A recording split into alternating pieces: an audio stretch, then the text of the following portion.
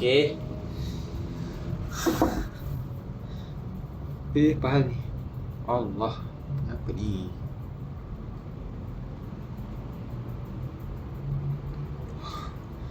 Sebaik kita jadi apa-apa.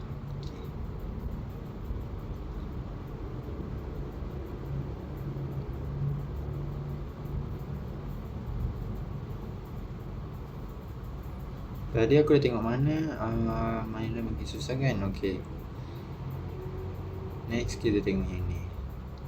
Lepas tu ada lagi 1, 2, 3. Ya Allah, banyaknya. Sabar.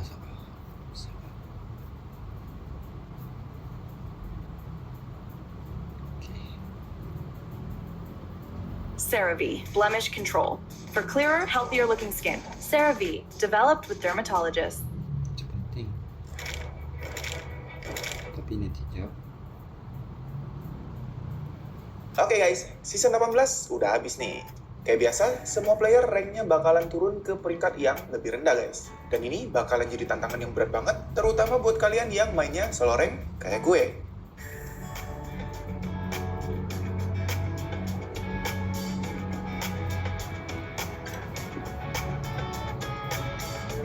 Jadi buat yang belum tahu, Mobile Legends itu bikin beberapa perubahan yang berpengaruh banget buat proses push rank kalian. Jadi hari ini gue bakalan bagiin beberapa hal yang harus kalian tahu sebelum kalian push rank lagi. Hal-hal yang bakalan gue share di sini tuh semuanya penting dan harus kalian perhatiin pas kalian lagi push rank. Terutama buat kalian yang solo rank. Yang pertama, buat sesi rank, biasanya kan kita dapat tim random. Sekarang, kemungkinan player yang mainnya solo itu bakalan ketemu tim yang solo juga atau duet. Bakalan jarang banget kalian ketemu tim yang mabar. Buat yang mainnya berdua, kemungkinan besar akan ketemu orang yang mainnya trio. Jadi harapan dari Muntun di sini kita bakalan dapat match yang lebih seimbang. Nah, pastinya buat kalian yang mabar berlima, kalian bakalan ketemu tim yang mainnya berlima juga. Jadi saran gue buat kalian yang mainnya party berlima, tapi dalam tim sebenarnya kalian nggak kenal-kenal banget dan nggak tahu posisi masing-masing tim, saran gue enakan main solo atau berdua. Karena kalau kalian main berlima, kemungkinan kalian bakalan ketemu tim yang mabar 5 juga. Jadi kemungkinan menang sebenarnya bakalan makin kecil kalau kalian gak kompak. Terus gue juga mau ngingetin nih, dalam pemilihan hero, kalian harus perhatiin juga bener-bener ya. Tujuannya pastinya biar kalian bisa naik ke mythic di season ini guys. Nah, dalam pemilihan hero ini yang pastinya kalian jangan sampai salah dalam proses ban sama picknya. Gue udah pernah bikin pembahasan cara ban sama pick yang bener di video yang ini. Jadi buat kalian yang masih bingung nge-ban sama nge-pick hero yang bener, kalian bisa cek video ini habis nonton video yang sekarang. Kalau pick hero-nya udah, kita masuk ke dalam match dong. Pastinya pas baru mulai, kalian bakal beli yang namanya item dong. Pasti banyak dari kalian yang sama kayak gue. Ya. Itu tak pernah berlaku, tapi tak apa, boleh tengok. Oke guys, season 18 udah habis nih. Kayak biasa, Tadi kita kat mana tadi? Sini, right. kalian jangan sampai salah dalam proses ban sama picknya. Gue udah pernah bikin pembahasan cara ban sama pick yang benar di video yang ini. Jadi buat kalian yang masih bingung nge-ban sama nge-pick hero yang benar, kalian bisa cek video ini habis nonton video yang sekarang. Kalau pick hero-nya udah, Tapi ini kita ada masuk ke dalam dalam match dong. mod. Pastinya pas baru mulai, kalian bakal beli Drafting. yang namanya item dong. Nah, jadi yang gak kalah penting dan harus kalian ngerti itu, item roam. Ini item dasar yang penting banget dan harus kalian pahamin bener-bener. Makanya gue cukup sering nekenin masalah item ROM ini buat kalian para kaum solo public yang kadang-kadang dipaksa buat jadi tank atau support. Karena ini item yang berpengaruh banget terutama buat early game kalian. Sebenarnya sih perubahan ini udah jalan beberapa waktu ya, tapi gue masih suka nemu beberapa player yang agak suka salah nih guys. Jadi mulai sekarang kalau kalian nge-rank dan dapat kebagian jadi support atau tank yang harus bawa item ROM, usahain buat beli item ROM kalian sampai tingkat tertingginya guys. Item ROM ini ada 3 level kan. Item dasarnya itu wooden mesh, terus kedua jadi iron mesh, habis itu bakalan dipecah lagi jadi 3 topeng yang fungsi masing-masingnya sama cara pilih yang mana dan cara kerjanya udah pernah gue bahas di video yang ini. Yang belum tahu nanti bisa dicek juga ya. Nah, yang bakalan gue bahas di sini perubahannya guys. Jadi kenapa gue bilang kalian harus ambil item ini sampai level tertingginya? Karena kayak yang kalian tahu, item ROM itu bakalan ngasih kalian gold setiap 4 detik kan. Nah, di update yang sekarang, item ROM itu beda level akan ngasih gold yang jumlahnya juga beda-beda guys. Harus diperhatiin ya. Wooden Mesh itu ngasih kalian 8 gold per 4 detik. Iron Mesh 10 gold per 4 detik. Dan helm-helm level tertinggi ini bakalan ngasih kalian 14 gold per 4 detik.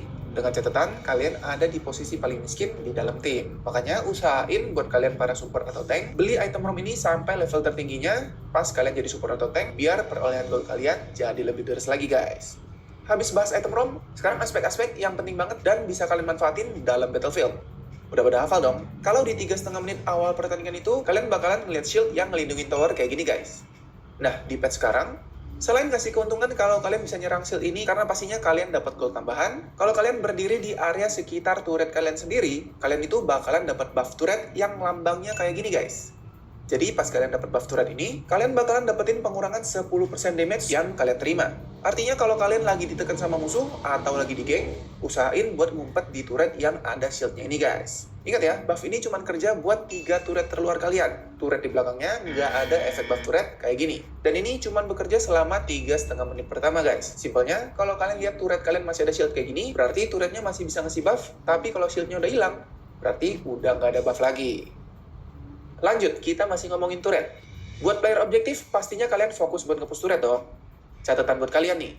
Kalau kalian berhasil ngancurin turret pertama sebelum 9 menit pertandingan berlangsung, turret di belakangnya itu bakalan dapat shield yang pastinya bikin damage kalian nggak terlalu sakit pas lagi nge-push turret kedua ini. Jadi, perhati nih buat kalian para player objektif. Saran dari gue, jangan terlalu ngegas juga kalau nge-push turret di awal-awal. Apalagi kalau kalian tipe solo pusher. Kalau bisa sebaiknya setelah kalian hancurin turret terluar sebelum 9 menit, kalian lebih baik fokus jungling, roam, atau kalian bisa tuker lane sama teman satu tim kalian. Atau bahkan ikut rotasi ke jalur lain. Soalnya, kalau kalian maksain jebolin turret berikutnya, menurut gue ini bakalan lumayan buang waktu kalian guys. Ingat ya, manajemen waktu di sini juga penting banget buat bawa kalian ke kemenangan. Terus, ingat juga, jangan pernah berpikir buat nge-push turret tanpa minion di area radius serangan dari turret. Pertama, kalian pastinya bakalan nerima damage yang gede banget dari turret. Sama kedua, damage yang kalian hasilin waktu nge-push turret maksa tanpa creep juga bakalan lebih kecil guys. Jadi selain resikonya gede, kalian juga jadi buang waktu kalian sia-sia. Habis itu, hal terpenting selanjutnya yang sering banget jadi rebutan para public. Buff. Di patch terbaru season 19 ini, sistem buff ungu sama buff merah itu juga dirubah sama Muntun guys. Kalau dulu, buff pertama muncul di detik ke-30. Sekarang, buff itu muncul di detik ke-25.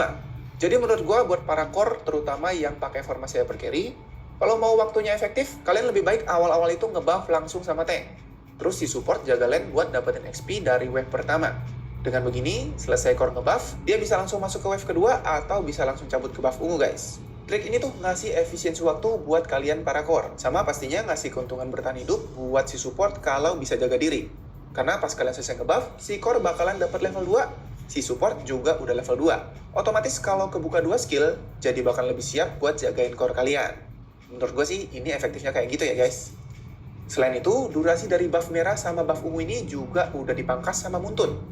Kalau sebelumnya durasi dari buff itu 2 menit alias 120 detik, terus pas efek buffnya hilang, si monsternya langsung nongol lagi.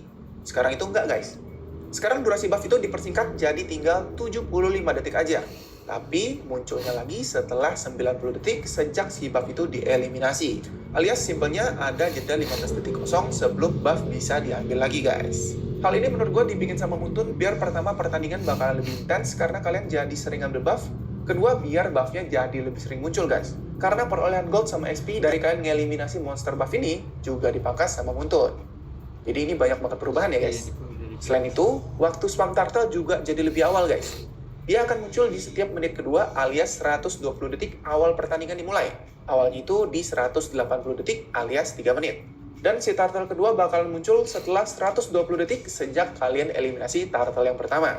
Kalau kalian bisa manfaatin turtle ini secara efektif, turtle ini bisa muncul sampai 4 kali dalam satu match. Ini aspek yang lumayan penting ya, jadi jangan disia-siain guys. Makin banyak kalian dapat turtle, tim kalian itu bakalan dapat gold lebih banyak, sama dapat XP juga pastinya. Terus gue mau bahas sedikit hal penting yang jarang diperhatiin sama sebagian player nih guys. Ini bukan perubahan ya, tapi ini cuma catatan kecil aja yang bisa bantuin kalian buat push rank biar nggak kalah terus.